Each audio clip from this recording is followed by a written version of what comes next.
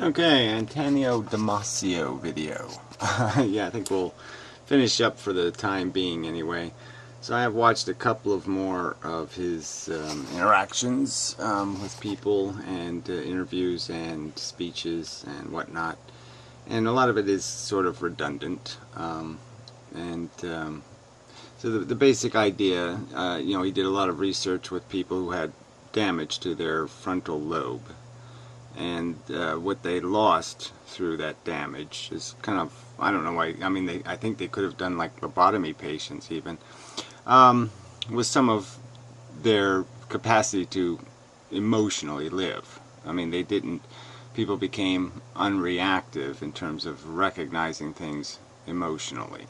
So I've used the example of the color red, that we, generally speaking, all of us have an emotional reaction to red that we don't sense it automatically. It's not like we're saying, oh, I'm emotionally reacting to the color red. It's in our subconscious, because red is the color of blood, and it's the color of fire. It's the color of a lot of aggressive things in the world, and that we psychologically, generally speaking, they do this with MRIs and all this crap, that we react differently to different colors emotionally, and that same effect is happening to everything we put in a category. Everything we recognize as something gets tainted with the emotions that we're experiencing when we're interacting with that thing. So he calls them maps, that we map the world with our senses, not just visually, but auditorial maps and texture maps. And I'm not going to quibble over words. I don't think a map is a very good way to describe it, but it's a representation. And I would argue that what's also being represented is what the body in general is feeling, and that's the sense of that's something superimposed on the map. So if senses are sensing, if you have a broken leg and you experience something, it might be likely that while you have a pain and you're experiencing something, that pain might get mapped onto the experience. So let's say you go to Disneyland and you have a headache. You might end up mapping in your memory many of the events may be tainted with that headache, with the experience of the headache, the tension created. All that stuff will be mapped onto the interactions you're having, and so now you might not like Mickey Mouse in the future. Mickey Mouse might have a taint to him, and this is conditioning basically. So it's a concept I deal with a lot. It's a big part of my philosophy, is this idea of conditioning, and the fact that we viscerally react to things. It decides the programming of much of what means anything to us in our lives rolls out of conditioning. Your sexual preferences, food preferences, lots of different kinds of aesthetic preferences will be dictated by this conditioning. And what happens early in life is hard to rewrite conditioning, because conditioning is these maps, and they have to be constantly overlaid on each other. And so I guess the argument would kind of be made that if there's red, on the map, there's some colors that are harder to cover with new maps. So if you have certain colors in your map, those even positive experiences, it'll take a layers and layers of positive experiences to break that, to cover that old paint.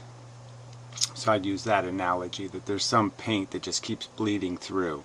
There's some experiences that are bad enough that the blood will just keep seeping through, no matter how much new gauze you put on it in terms of positive experiences. And that's the catch of reconditioning. It's difficult to recondition a person. I've often mentioned the movie A Clockwork Orange, because it deals with the subject of reconditioning, and that it's very traumatic to have to reorient your subjective, subconscious reflexes, the maps that you have, to repaint the maps of your character.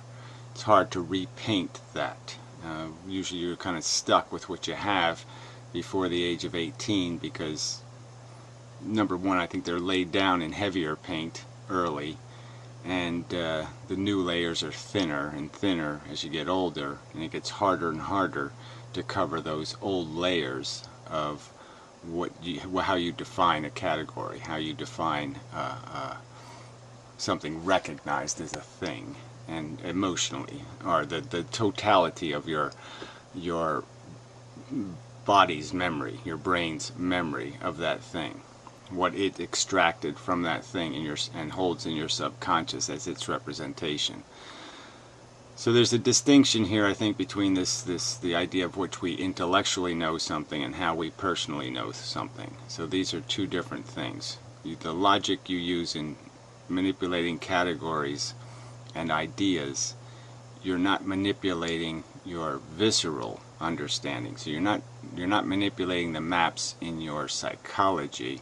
You're manipulating maps in your philosophy, your knowledge base. And your knowledge base is a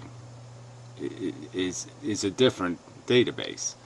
So you can understand something as a principle. And this is what he sort of found with these patients with the frontal lobe difficulties.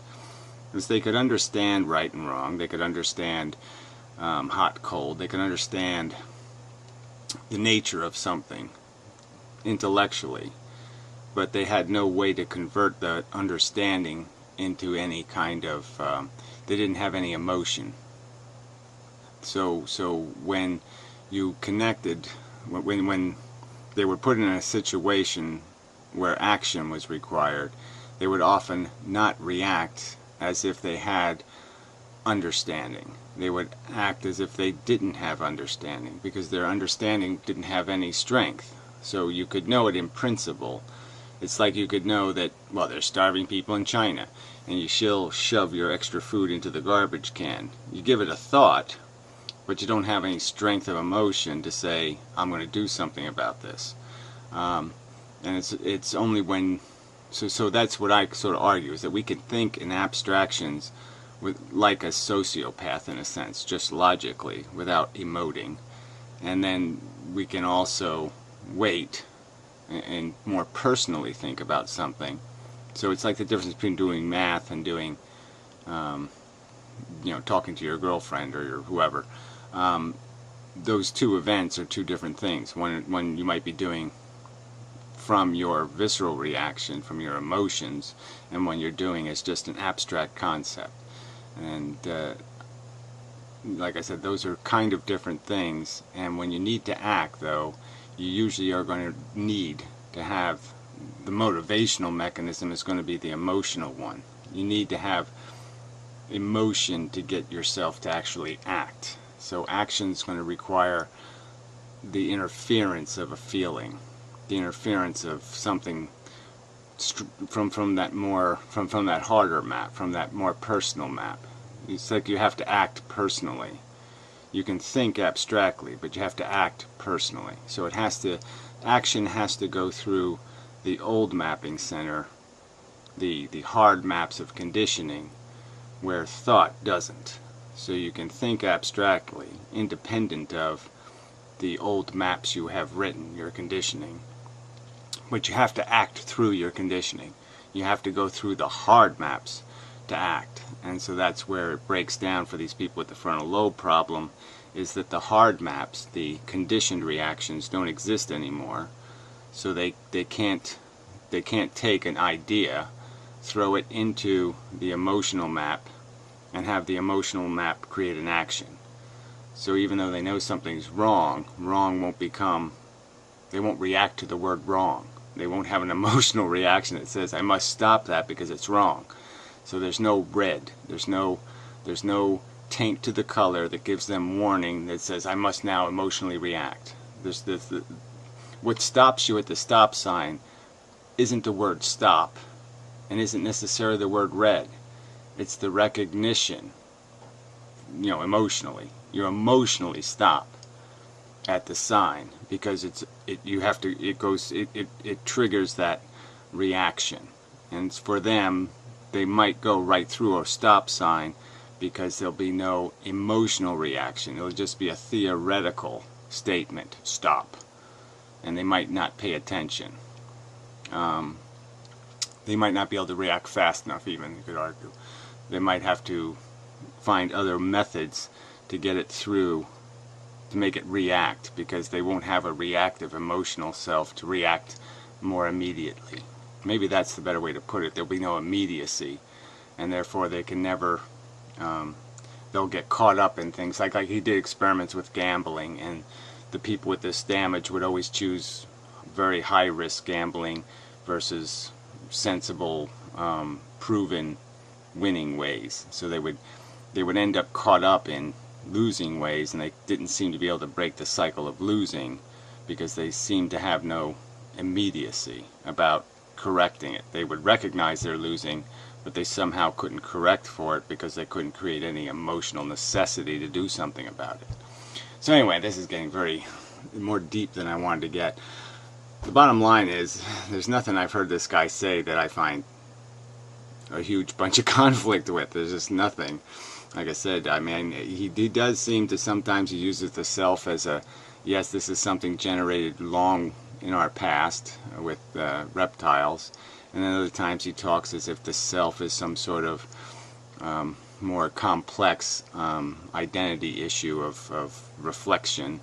But the bottom line is, I think he is acknowledging the fact that selfness is created by feelings, and that certainly would be my argument. That as soon as you have a feeling, you have a self, would be what I would say. There's no way to avoid it. So, yeah, in the end, there's nothing really disagreeable. So maybe in the future I'll come back to this. Maybe there'll be some new thing he did that'll be fascinating. Some of these are produced poorly. You know, I watched this one at the New York Public Library, kind of a waste of time. You know, they played music over it. It was just, you know, yeah, it just wasn't, it's not a very good idea. And then he speaks on a lot of, you know, he did some George Soros economics thing, and, you know, he didn't talk about economics, he talked about the brain, and it just seems like a strange forum for that, so. But whatever, I guess you take whatever invites you get, you know.